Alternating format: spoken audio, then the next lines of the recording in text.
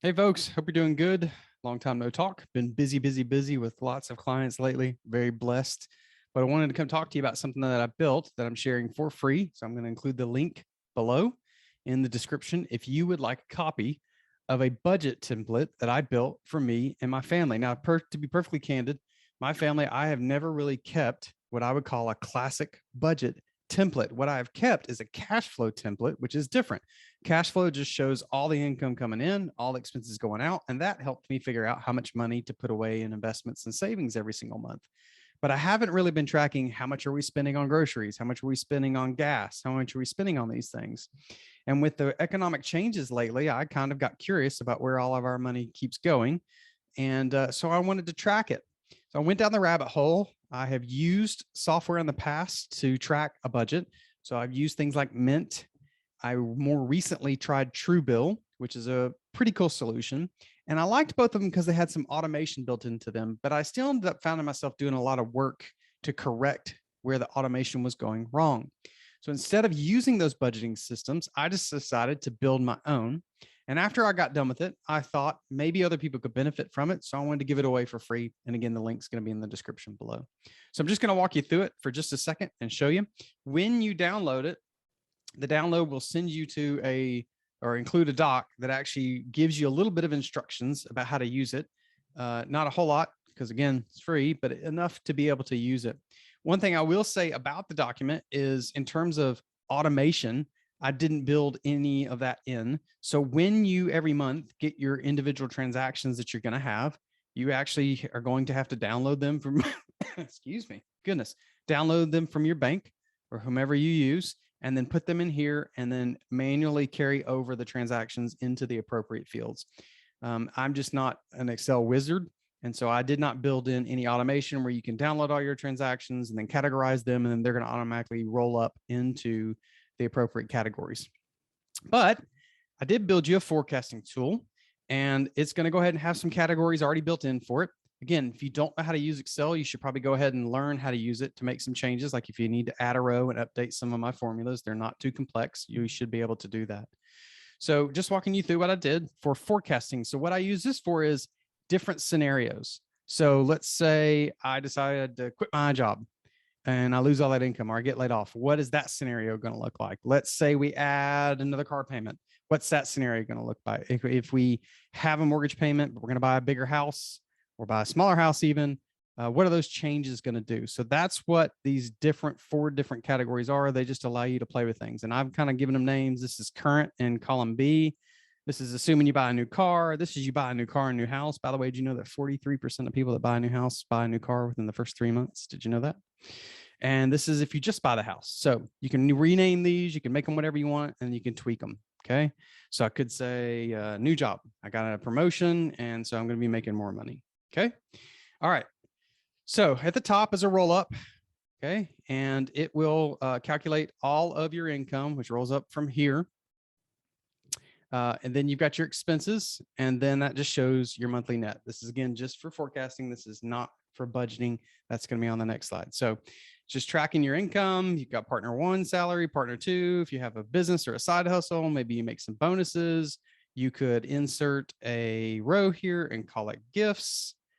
And then you could, oh goodness, I can't even type. You could call it gifts, and it shouldn't be bolded. And then you can summarize and add this back into the incomes here by making this go down to row 11, right? And then that'll capture all those things, and you could have some money there. Okay. So you can insert rows and add things as you really, really need to. Then we get into the various categories of expenses. You can tweak all this too, obviously, if you have any basic familiarity with Excel. So you've got home expenses, mortgage, gas, water, electricity, trash, maintenance, yard, security, all these different things that come with a lovely home, particularly in the United States. Food, groceries, and eating out, transportation, car payments, gas, insurance, maintenance on the car, licenses. This is if you have kids, maybe tuition, if they go to a private school, maybe if they do that, you have to pay for school food. Maybe you're investing in a 529 in their college fund. Maybe you give them an allowance. Maybe you've got kids that drive, so you're going to have another car payment, gas, insurance there, those types of things. Then I get into subscriptions. I've just given you some names here. You can make these whatever you want. Maybe you've got Apple One, Maybe you got LastPass, Canva, which is something I use for business. Here's Truebill, so you can see I kind of gave them props here. This is who we use for our streaming services, Roku, all these kinds of things. These are annual card fees for travel cards, that type of stuff.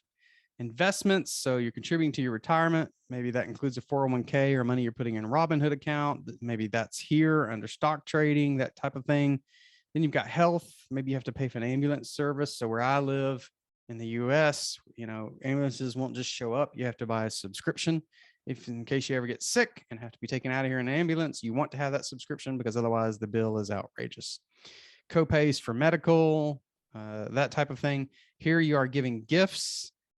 So for holidays, kid's birthday, parent's birthday, best friend's birthday, you could change this to Father's Day and Mother's Day, that type of thing. And then also for entertainment, because who wants to sit around your house and never do anything? So maybe you have activities and you plan for vacation. And so you can just add those in on the current and then, start playing around with them and start making alterations across the board to see how it's going to impact you. So that's your forecasting slide.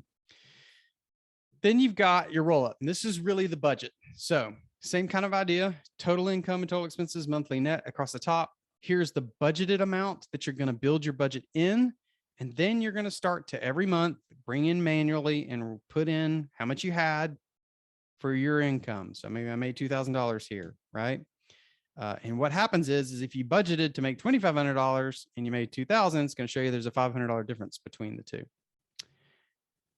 Now, I'm also, when you're able to download this, you'll also see the newest version will have the ability it will color code things for you. So if you're performing well on a budgeted item, meaning you're beating it, maybe you're making more income or you're having less expenses, it'll turn green. If you're not performing well, it'll turn orange. I didn't make that red because who wants red screaming at them all the time? So on column B, you're just going to enter the budget. So where you anticipate falling for these things. Now, one of the ways I handle certain things myself is when there's an annual fee, this is monthly, keep in mind, when there's an annual fee, I just split that up. So for example, I use Notion for a lot of business things. So let's put Notion right here in row 53. It costs me $40 a year, or I'm sorry, $48 a year. So I know that's $4 per month. Now, when the bill comes due to renew it, because it's an annual one-time payment that equals $4 a month, I'm actually going to say 48. Now that's going to make you look off a little bit, but that's okay because you know that the other $4, $4 every single month is going to come out of that kind of thing. So just keep that in mind. So you just enter what your budget should be. It'll tell you where you should fall in terms of total income, expected total expenses. I encourage you to be highly, highly conservative. One of the places I'm really conservative is in groceries. So and eating out in particular, right? If you're probably nodding your head, people, especially in the US, we just love to eat out and spend money on eating out. Make that a lot bigger than what you anticipate spending. And remember, this is per month. So you might say you're gonna spend $250 a month eating out. So that's kind of the idea. That's how it works. There is a bit of a manual process to it, but again, you're not having to pay for someone's software. And also, again, I think Mint, Truebill, they're really good solutions, but I personally just got in there and they weren't doing for me what I wanted them to do. I did love the automation because every month I was able to, sort of categorize expenses, and eventually it started to do most of them for me. But I still found that other expenses I would have to come in and adjust, and I just figured, why not do it for myself? Sometimes I'm a cheapskate. Truebill, I was paying $8 a month too, so $100 a year. And for me, just knowing how to manipulate an Excel spreadsheet and being willing to come in and manually log transactions, since I was having to log some of them anyways, I was just willing to do that and save myself $100 that I could use in other places. So not the most fancy thing in the world, but the best part is it's free. So feel free to come download it and use it. I think it's really important to be thinking about a budget, especially with what's going on in the economy. Been watching some of my blog, link will be below. I've been talking a lot about economic impacts. I've been talking about things like when mortgage rates may go back down based on historical numbers, those types of things. And so if you have money on the mind, it's hard to be disciplined. I totally get it. But I think it is life-changing when you do a budget and you're able to stay within a budget. So we just had our first full month on this spreadsheet, which was June. And it was great to see There's a couple of places that we didn't perform per what I called out in the budget, but most of them we did. And it was really nice to see. And what happened? We ended up having more money at the end of the month than we typically do because we behaved ourselves. We were disciplined. So I hope that helps you. Love to see your comments. Maybe you've got something of your own you use. I have also looked at templates in Notion. Matter of fact, I bought a template in Notion, but the same kind of thing happened. I had to manually enter everything. And so I figured, why not build my own?